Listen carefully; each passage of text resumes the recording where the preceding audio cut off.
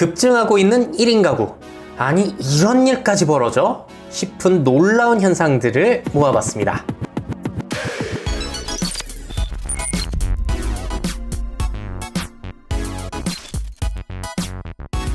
행복한 미래를 대비하는 미래보. 안녕하세요, 미래캐스터 황준원입니다. 자, 이번 시간의 주제는 바로 1인 가구 사회의 놀라운 현상들이에요. 자, 1인 가구가 증가하고 있다는 건 많은 분들이 아실 텐데, 아니 저 정도였어? 라고 놀라실 수 있는 그러한 이색적인 현상들만 오늘 한번 모아봤습니다. 자, 굉장히 의미 있는 자료니까요, 한번 끝까지 봐주시면 좋을 것 같아요.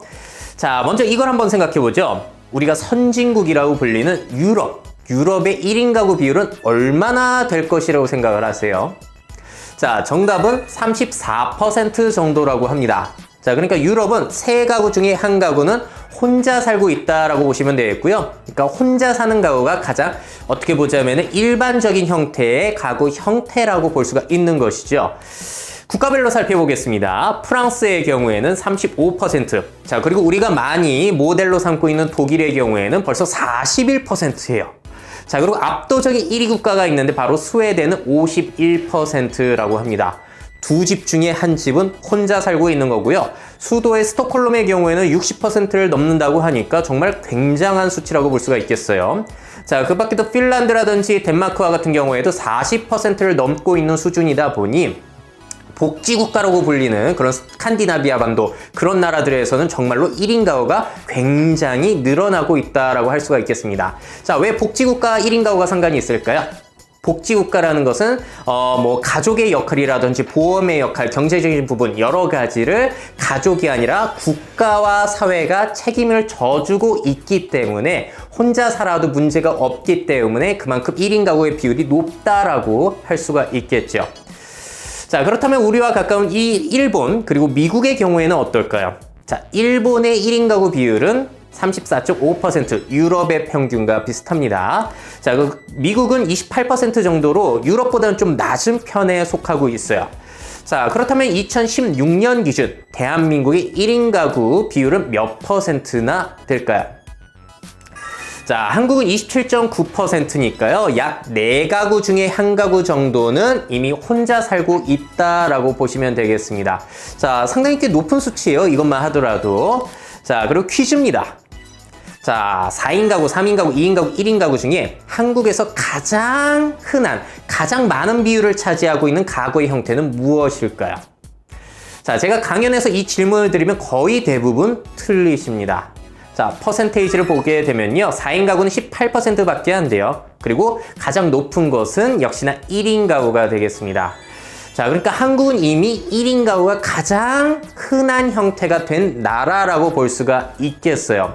자, 근데 이 사실을 많은 분들이 모르는 게 너무나 당연한 것이요, 1인 가구의 증가폭이 세계에서 가장 빠른 수준이기 때문에 그렇습니다. 자, 표를 보시게 되면 저 노란색이 바로 4인 가구예요. 근데 95년부터 2005년까지 보시면은 가장 많은 비율을 차지하고 있었습니다. 2000년대 초반까지만 그러다가 갑자기 이제 우리 한 10년 내로 들어오게 되면서 이제는 1인 가구가 가장 흔한 형태로 급격하게 변했다는 것이죠. 자, 그러면은 급격하게 변했으니까 부적응의 문제가 생겨나는 거고요. 기존 산업들에 상당히 큰 위기가 올 수 있다는 것을 알 수가 있으실 겁니다. 자, 누가 혼자 사느냐? 그렇다면은 일단 직장이나 학교 때문에 원래 고향을 떠나온 사람들이 혼자 살고 있겠죠. 자, 그리고 수명이 길어지게 되면서 이혼하거나 사별하신 고령자들이 늘어나게 될 거고요. 그리고 결혼을 안 하거나 못한 사람들이 늘어나기 때문에 1인 가구가 증가하고 있습니다. 자, 근데 놀라운 사실은요, 대한민국의 1인 가구 절반 이상은 40대 이하라고 합니다. 자, 그러니까 1인 가구를 구성하고 있는 사람들은 꽤 젊은 축에 속한다라고 볼 수 있겠고요. 우리가 비즈니스를 할 때는 일단 1인 가구 대상으로 할 때 젊은 층을 타겟으로 하는 게 지금 상태에는 맞다라고 할 수가 있겠죠. 자, KB금융연구소에서 한번 물어봤대요. 그렇다면은 1인 가구가 앞으로도 혼자 살고 싶을지, 아니면은 지금 너무 외롭다, 이렇게 사는 건 사는 게 아니다, 누군가와 함께 살고 싶을지를 물어봤더니 앞으로 혼자 살겠다라고 얘기한 비중이 49.7%, 절반입니다. 그러니까 절반가량은 이렇게 사는 게 너무 좋아 라는 사람, 그리고 나머지 절반은 그래도 가족을 가져야 되지 않겠어? 라고 생각하는 사람이 있다라는 것이죠. 자, 그런데 앞으로 1인 가구가 증가하는 추세라는 것은 여러분들이 예상을 하실 거고요. 또 그거를 알 수 있는 현상 중에 하나가 바로 청소년들의 의식이 변하고 있다는 거예요. 결혼을 해도 좋고 안 해도 좋다 라고 대답한 청소년들의 퍼센테이지가 증가하고 있다는 겁니다. 자, 과거엔 37%였던 것이 계속 올라와서 이제는 절반 이상이 결혼 뭐 해도 좋고 안 해도 좋은 거라고 생각을 하기 시작했고, 그 부모들의 세대 역시도 32% 정도, 33% 정도가 우리 자식 결혼 안 해도 괜찮은 것 같아 라고 생각하기 시작했다는 것이죠. 자, 그렇다면 이런 식으로 1인 가구가 증가하게 되고 의식 수준이 바뀌게 됐을 때 2035년 대한민국의 예상 1인 가구 비율은 얼마나 되느냐? 약 지금 유럽과 비슷한 35%가량이라고 예상이 되고 있습니다. 자, 전통적인 가구, 가정의 모습이 해체되는 것이고요. 거기에 따라서 산업, 정책, 비즈니스 여러 가지가 변할 수밖에 없는 그런 구조로 바뀌어가고 있는 겁니다. 그것도 굉장히 빠른 속도로 말이죠. 자, 앞서 말씀드린 것처럼 그렇다면은 기존 가족의 형태, 가정의 형태에 맞춘 그런 산업들은 변하지 않는다면 계속해서 그 소비자들이 줄어들 수밖에 없는 구조예요. 자, 보시게 되면 결혼하는 사람이 적어지니까 결혼식장, 그리고 패밀리 레스토랑, 패밀리가 있어야지 패밀리 레스토랑을 가죠. 자, 그리고 대형 마트라든지 대형 주택, 아파트 같은 것들은 지금 상태로 있어서는 수요가 계속 감소될 것이라고 예상이 되는 부분이라고 할 수가 있겠습니다. 자, 근데 이걸 보시면서 뭐야, 내 주변에 다 마트 가서 물건 사는데? 라고 생각하는 분 계실 거고, 다 그래도 결혼식장 이용하잖아 라고 생각을 하실 텐데요. 보도자료를 보시게 되면은 올해 7월에 있었던 SBS 보도예요. 대형마트가 문 닫기 시작했다는 보도가 나온 적이 있었고요.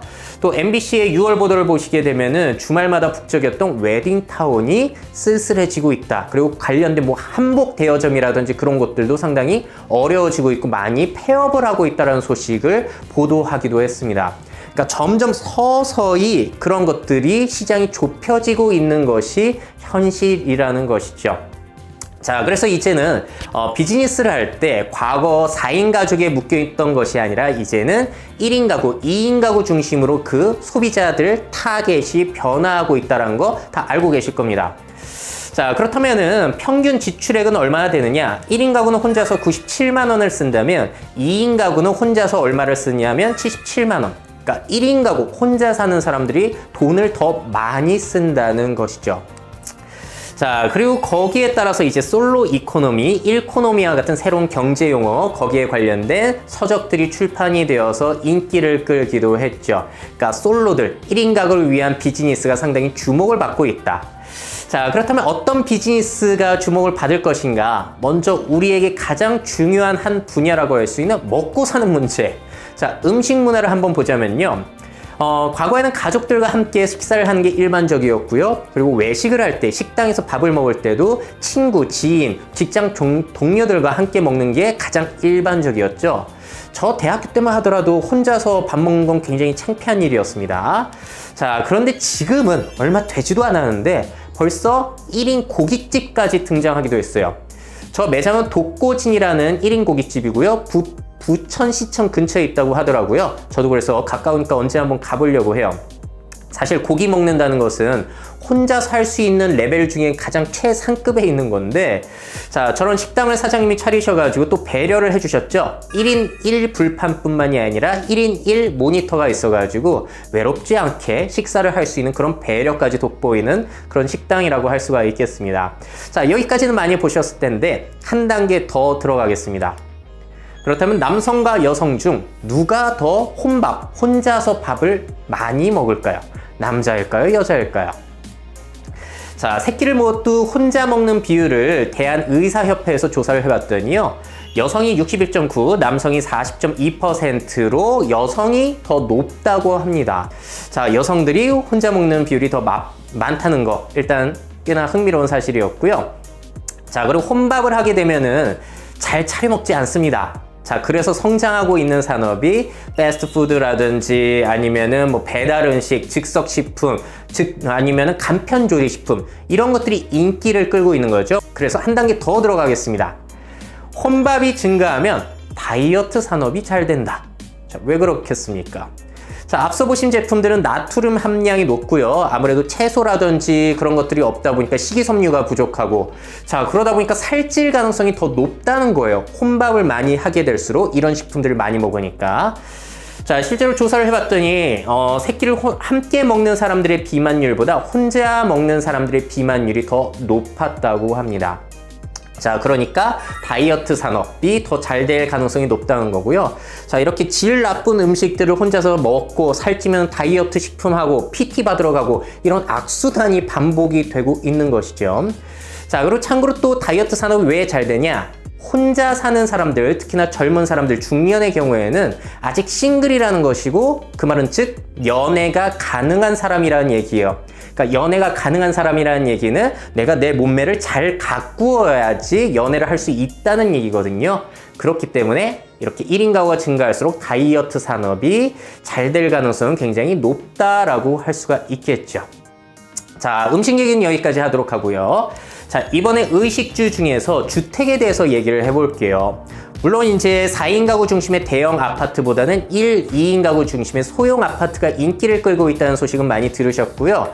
자, 그렇다면은 집이 좁아졌을 때 어떠한 비즈니스가 필요할지가 그 다음 단계가 되겠습니다. 자, 주목을 끌고 있는 거는 소형 가정, 1인용 세탁기라든지 1, 2인용 세탁기죠. 그리고 소형 가구, 1, 2인용 소파, 그리고 변신할 수 있는 가구들 있잖아요. 뭐 소파였다가 침대가 되거나 아니면 끌어내려가지고 식탁으로 쓰거나 이러한 가구들이 인기를 끌고 있고, 또 이케아처럼 고급지고 비싼 가구는 아니지만 예쁘잖아요. 썼다가 이사 갈 때 즉시 처분 가능하고 그렇게 버릴 때 아깝지 않은 그런 가구 판매점들이 성장을 하고 있다는 것을 우리가 또 확인을 할 수가 있겠습니다. 자, 그리고 한 단계 더 들어가 보겠습니다. 일단 집이 좁아졌다는 것은 내가 짐을 뭔가를 사두게 되면 보관할 장소가 줄어든다는 것을 의미해요. 하지만 그걸 버리자니 아깝고 해가지고 짐 보관 서비스들 업체가 생겨나고 있습니다. 자, 저 업체는 우리나라의 오호라는 업체가 되겠고요. 보니까 3박스를 이제 보관하는데 월 이용료가 7,000원 정도라는 것 같더라고요. 자, 또 한 가지. 물건을 사는 것이 아니라 어차피 내가 이사 가야 되고 뭐 그러다 보니 공유해서 쓸 수 있는 가전제품이라든지 운동기구, 가구 같은 것을 공유해서 쓸 수 있는 저런 묘미와 같은 업체들까지 생겨나고 있다는 거예요. 그러니까 집이 좁아졌을 때 또 어떠한 비즈니스가 필요할지를 생각해 보는 것도 미래의 기회가 될 수가 있겠죠. 자, 다음에 또 이 얘기를 보겠습니다. 포미족 뭘까요? 자, 뒤에 보이는 배경처럼 바로 I love me, 나 자신을 사랑하는 포미족, 나를 위한 족들이 늘어나고 있다는 거예요. 자, 1인 가구의 장점은 아무래도 나 혼자 자유롭게 살 수 있다는 거, 그리고 부양할 부모님 아니면은 자식이 없다 보니까 나의 지출을 나를 위해서 온전히 쓸 수 있다라는, 그래서 포미족들이 늘어나고 있다는 겁니다. 자, 그렇다면 퀴즈입니다. 1인 가구 포미족들이 자기가 자신을 위해서 늘리고자 하는 지출 1위는 뭘까요? 자, 이건 여러분들이 예상 많이 하실 것 같아요. 바로 1위는 여행이라고 합니다. 대한상공회의소의 조사 자료고요. 역시나 요즘 사람들이 가장 원하는 것은 여행인 것 같고 1인 가구 역시나 가장 원하는 것은 여행인 것 같습니다. 그래서 혼자서 여행하는 혼행족들이 증가하고 있다고 하는데, 모두 투어의 조사에 따르면 5건 중, 예약 5건 중에 한 건은 혼자서 여행을 즐기려는 사람이라고 해요. 혼자서 예약을 했다라고 합니다. 자, 그러니까 이제는 혼자서도 여행을 떠나는 그런 분위기가 꽤나 확산이 되고 있다라는 것을 알 수가 있겠고요. 자, 그렇다면 2위는 뭘까요? 2위는 예상하기 좀 힘드실 것 같아요. 2위는 바로 자기계발이라고 합니다. 자, 혼자 살다 보니까 누구한테 의지할 데가 없어요. 나 혼자 이제 생존해 나가야 됩니다. 그러다 보니까 나를 위해서 나의 역량을 개발하는 자기개발 비용이 많이 들어가는 것이고 목표로 하고 있다는 것이죠. 조사 결과를 보니까 1인 가구의 학습비가 2인 가구의 2배라는 결과까지 있었는데 이건 조금 팩트 체크가 필요할 것 같기는 해요. 자, 근데 지난 시간에 인구 감소에서도 말씀드린 것처럼 앞으로 성인 교육 시장은 굉장히 확대될 가능성이 굉장히 높은 것 같습니다. 물론 그만큼 여행도 마찬가지고 성인 교육 시장도 마찬가지고 포화된 상태이기 때문에 굉장히 경쟁이 심해질 것이라는 것을 알 수는 있겠죠. 자, 그렇다면은 3위는 뭐냐면 레저와 여가, 4위는 건강, 5위는 취미라고 합니다. 자, 공통점을 보시게 되면요, 이런 욕구를 파악할 수가 있어요. 내가 혼자 살지만 멋지고 즐겁게 살겠다는 욕구가 굉장히 크다라는 것을 알 수가 있겠죠. 자, 한마디로 내가 가족이 없지 가오가 없냐 뭐 이런 느낌이라고 보시면 될 것 같습니다. 자, 그런데 1인 가구가 무조건 자기한테만 지출을 늘리지는 않죠. 뭔가 가족 비슷한 거를 이제 함께 하기 시작했는데 그래서 생겨난 것이 펫팸족이라는 겁니다. 펫 뭐겠습니까? 바로 반려동물을 기르는 1인 가구가 늘어나고 있다는 겁니다. 반려동물과 가족이 된다 해서 펫팸족이라고 해요. 자, 1인 가구의 애완동물 관련 지출 비중을 보자면요. 4인 가구의 경우는 0.11%, 1인 가구는 0.27%, 그러니까 2배 정도가 더 높은 수치입니다. 아무래도 혼자 살수록 우리 가족인 우리 댕댕이 야옹이들한테 좀 더 좋은 사료들, 또 예쁜 옷들 이렇게 지출을 늘려갈 가능성은 너무나 높은 것이죠. 자, 그러다 보니까 이러한 소비자들을 타겟으로 해가지고 뭐 펫스고 이런 것처럼 애완동물과 함께 여행을 떠날 수 있는 그런 서비스 알선 그런 업체도 생겨났고요. 다음 사례가 더 재밌습니다. 뭘까요? 뭔가 조금 빛이 은은하게 펼쳐지고 있고 벽면에는 뭔가 상자가 들어가고 있는데, 자, 이곳의 그 정체는 바로 반려동물 장례식장입니다.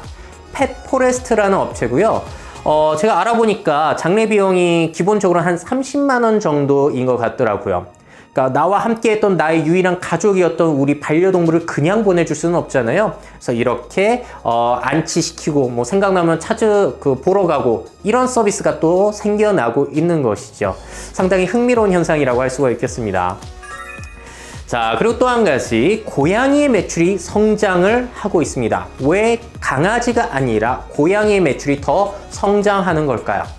자, 이유는 많은 분들이 아실 거예요. 아무래도 혼자 기르기에는 손안가는 고양이가 더욱더 편리하기 때문이기도 하고요. 아무래도 1인 가구는 오피스텔이나 그런 데 많이 거주하시게 되는데 그런 방음시설이 굉장히 좀 취약할 가능성이 있잖아요. 아무래도 짖지 않는 고양이가 민폐를 덜 끼치기 때문에 고양이의 인기가 증가하고 있는 것이죠. 자, 그러니까 경제 상황이라든지 가구 구조가 바뀌니까 애완동물의 선호도까지 바뀌고 있다는 부분이 상당히 흥미로운 부분이라고 할 수가 있겠습니다. 자, 다음 사례는요. 지난 시간에도 저 그래프를 보여드렸는데 지금 전후에 태어난 베이비 부머 세대들이 굉장히 많습니다. 한 해에 뭐 100만 명씩 태어나고 그랬으니까요. 자, 그러다 보니까 고령 1인 가구가 증가하게 되는 것인데요. 고령 1인 가구의 경우에는 특히나 사회적으로 돌봄이 필요한 그런 가구라고 할 수가 있겠습니다. 자, 60세 이상 1인 가구의 비율 전망을 해봤더니요. 지금은 한 34% 정도 되는데 2035년이면 50%를 넘어갑니다. 자, 그러니까 1인 가구 중에서도 이제 앞으로는 계속해서 고령의 1인 가구가 늘어나는 것이 한국의 상황이라고 할 수가 있겠고요. 이랬을 때 가장 걱정이 되는 건 바로 이거예요. 2343건. 저건 뭐냐면 2013년도 서울시에서만 발생한 고독사 발생 건수입니다. 자, 혼자 살다가 죽는 사람들의 건수인데요. 물론 젊은 사람들까지 포함이 된 것이고 의심 사례까지 포함이 된 건수라고 해요.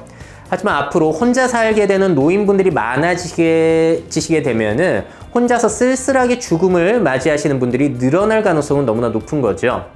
자, 그리고 지난 시간에도 보여드렸는데요. 이렇게 고령층들이 늘어나고 고령 1인 가구가 늘어나고 고독사가 늘어나게 된다면은 저렇게 고독사를 수습하는 특수 청소업체, 유품 정리업체 이런 것들이 호황을 맞이하고 있다고 합니다. 저거는 일본 사례고요. 한국에서도 앞으로 20년 후, 30년 후 저런 현상이 발생할 가능성이 굉장히 높다라고 예상을 할 수가 있을 거예요. 자, 그러다 보니까 이제 나도 고독사 당하면 어떡하지? 라고 걱정을 하게 되는 중장년층들이 늘어나게 될 거잖아요. 그러다 보니까 최근에는 셀프 장례에 대한 관심이 높아지고 있다고 합니다. 미리 상조회사에 전화해가지고 내 장례식을 내가 스스로 준비를 하고 있는 거죠. 왜냐면 내가 죽었을 때 가족이 이제 없다 보니까 스스로 그런 것들 다 대비를 해 가야 된다는 거예요. 자, 그리고 또 한 가지 마지막으로 살펴보자면은, 자, 저는 계속 말씀을 드리지만, 스마트홈이라는 것은, 가족이 살고 있는 곳보다는 역시나 1인 가구에게 가장 유용하다라는 생각이 들어요.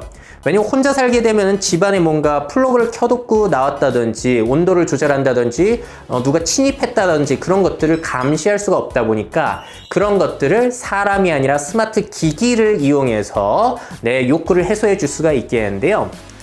그래서 LG U 플러스의 홈 IoT 홈페이지를 가시게 되면은 저렇게 반려동물용, 싱글 남녀용, 부모 암친용 IoT 패키지를 이렇게 만들어 가지고 홍보를 하고 있는 모습을 알 수가 있습니다.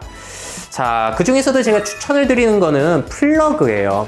1인 가구라면은 플러그 정도는 하나씩 구매해 두시는 걸 저 추천을 드립니다. 그러니까 저 플러그만 한 2만 원 정도 사셔가지고 꽂아 두시게 되면은, 특히나 여성분들이 고데기 하시다가 갑자기 나가셨을 때 불안하잖아요. 그거 불나지 않을까. 외부에서도 끌 수도 있고, 뭐 여러 가지 겨울철에 난방 장치들 집 밖에서도 제어를 할 수 있기 때문에, 가족이 있으면은 그런 거 이 기집애 이거 켜놓고 나겠네 이러면서 엄마가 끄실 거잖아요.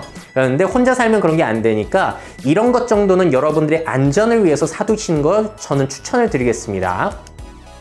자, 그리고 또 한 가지, 집을 돌봐줄 사람이 없다 보니까 내가 외부에서 셀프로 확인을 해야겠죠. 반려동물이 있을 때는 특히나 더 그럴 텐데요. 그래서 홈 CCTV 정도도 기본적으로 구매를 해두시는 걸 추천드려요. 저거는 샤오미의 제품인데 알아보니까 한 5, 6만 원 하더라고요. 굉장히 저렴하죠.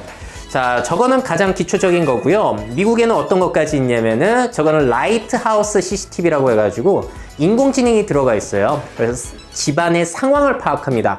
누가 들어왔고, 몇 시에 몇 분에 누가 뛰고 있었고, 반려동물이 몇 시에 활동하고 있었고, 이런 것들을 기록할 수 있는 그런 카메라고요. 인공지능을 사용하다 보니까 월 사용료가 또 따로 나간다라고 해요. 그리고 후기를 보니까 잘 작동 안 된다고 합니다. 아직까지 그렇게 인공지능이 정교하지 않기 때문에. 근데 앞으로는 저런 카메라가 늘어날 가능성이 높다라는 것 때문에 보여드리는 거고요.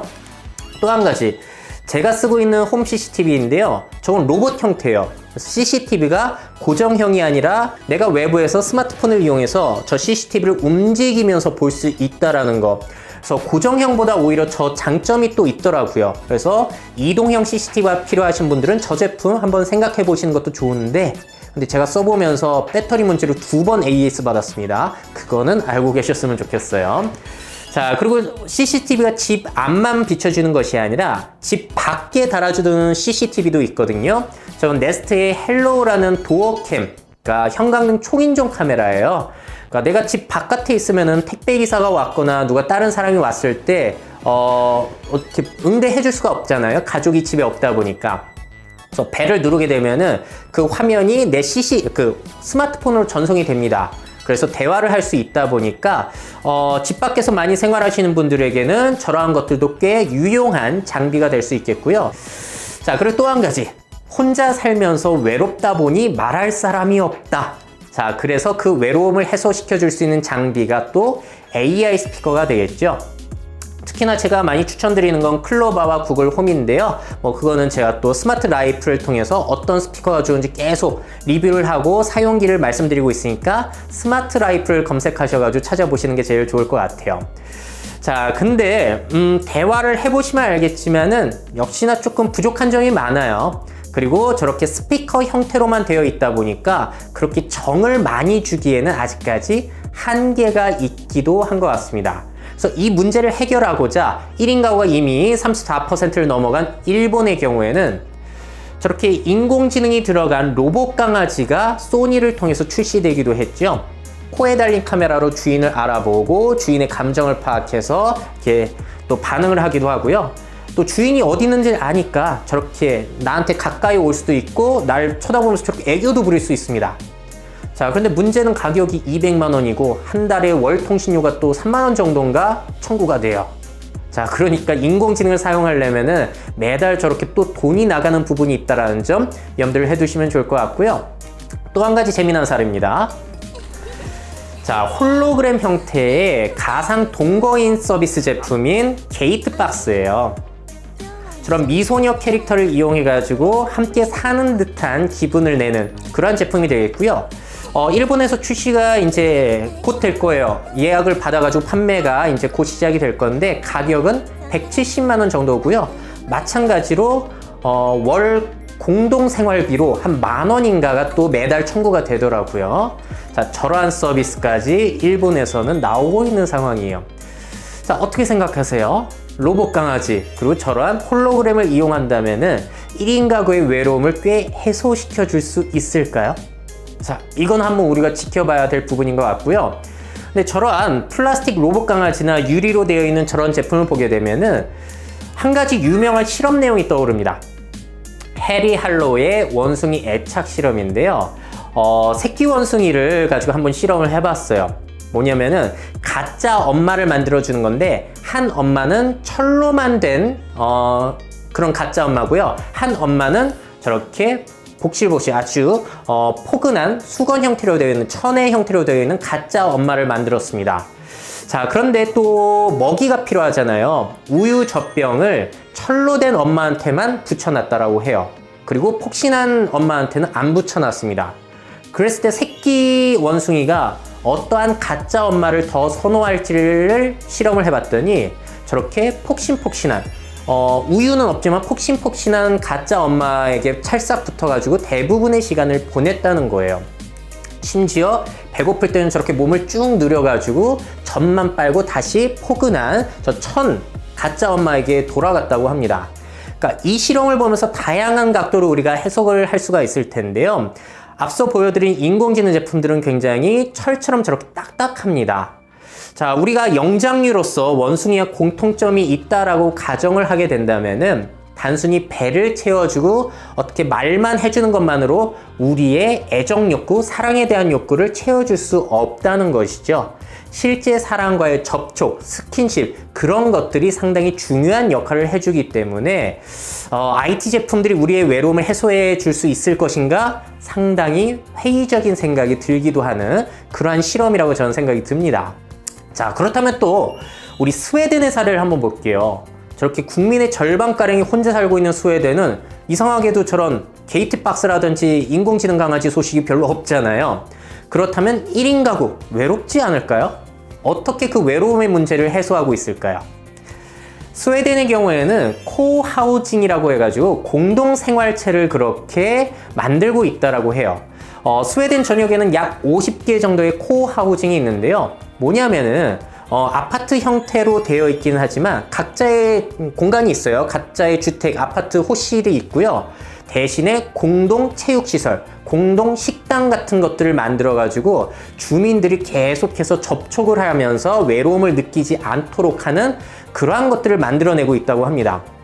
그러니까 식당의 경우에는 왜 만들었냐면은 주민들이 이제 주번으로 돌아가면서 우리 공동체의 주거자들에게 식사를 대접하는 거예요. 주번이 되는 날 이제 다른 사람들, 우리 노인들이랑 함께 음식을 만들면서 한 50인분의 식사를 책임져 주는 거죠. 그래서 주기적으로 모여가지고 얘기도 하고 젊은 사람, 나이 든 사람이 이렇게 함께 하게 되면서 외로움을 해소시켜 주는 거, 그런 것들을 시도하고 있다고 합니다. 자, 프랑스도 마찬가지고요. 한국에서도 저런 공동생활체가 꽤나 실험이 많이 되고 있는 것으로 제가 알고 있어요. 근데 여기서 알 수 있는 또 한 가지 사실은 뭐냐면요. 자, 1인 가구가 증가하게 된다면은 always on 관계가 아니라 on-off 관계로 바뀌어가게 된다는 거죠. 한마디로 가족이 늘 함께 있는 것이 아니라 혼자 있다가 내가 누군가와 관계하고 싶을 때는 그때만 관계하고 또 혼자 있고 이런 on-off 관계의 사회적인 관계가 형성이 될 가능성이 상당히 높다라는 생각이 들기도 합니다. 또 영국의 사례를 잠깐 말씀드리자면은 영국은 또 고독과의 전쟁을 선포하면서 외로움 담당 장관을 임명하기도 했어요. 자, 바로 저분이에요. 트레이시 크라우치 외로움 장관 1대 장관이시고요. 원래는 체육시민사회 장관이신데 이렇게 외로움문화위원회 장관까지 겸직을 하시게 되는 거예요. 그래서 외로움에 대한 사회적 고독에 대한 통계를 이제 많이 수집을 하게 되고 거기에 대한 예산을 짜고 그러한 일들을 맡게 되신다고 합니다. 자, 영국에서 이 일을 왜 이렇게 정부에서 나서느냐면요.